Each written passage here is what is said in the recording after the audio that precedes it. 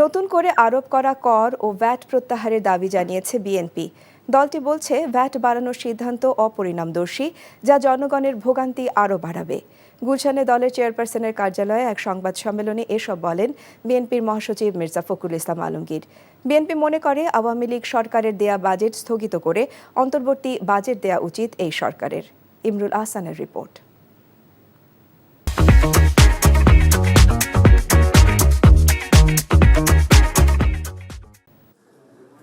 আওয়ামী লীগ সরকার বিগত 15 বছরে দুর্নীতি আর লুটপাটের মাধ্যমে অর্থনীতিকে ধ্বংস করে ফেলেছে উল্লেখ করে বিএনপি বলছে, অর্থনীতিকে স্বাভাবিক ও গতিশীল অবস্থায় ফিরিয়ে আনাই চ্যালেঞ্জের।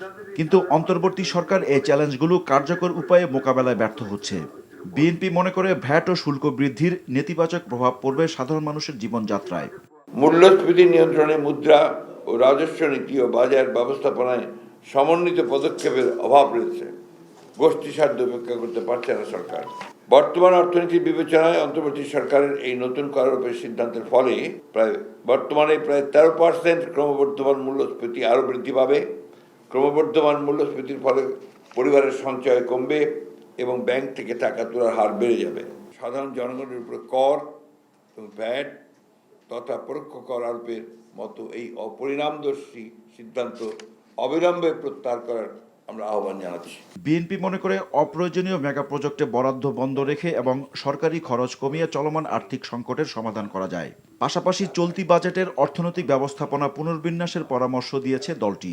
ইতিমধ্যে যে ম্যানেজমেন্টটা, এটা বিগত সরকারের লুটপাটের বাজেট বাস্তবায়নের মাধ্যমে সেখান থেকে তাদেরকে সরে আসতে হবে। সরে এসে বর্তমান যে ক্রাইসিস, এটাকে অ্যাড্রেস করার জন্য নতুনভাবে চিন্তা করতে হবে। এটা অন্তর্বর্তীকালীন বাজেট দেওয়া উচিত ছিল বলে আমি মনে করি।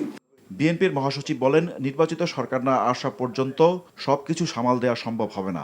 এই বিষয়গুলোকে আপাতত আমার মনে হয় যে তাদের খুব বেশি প্রয়োজন ছিল না, যদি বলে তারা আপনার দ্রুত নির্বাচনের দিকে যেত, যেটা আমরা বারবার বলে আসছি। যে প্রশ্নটা করা হয়েছে, যে মূল বিষয়টা তো হচ্ছে জবাবদিহিতা নিশ্চিত করলে আপনার অনেক সমস্যাই সমাধান হয়ে যায়, যেটা আপনার একমাত্র একটা ইলেক্টেড পার্লামেন্ট ছাড়া সম্ভব নয়। সেই কারণেই আমরা এত বেশি জোর দিচ্ছি আপনার একটা নির্বাচনের মাধ্যমে একটা জবাবদিহিমূলক সরকার এবং একটা অবস্থা তৈরি করা। Imrul Ahsan, NTV news, Dhaka.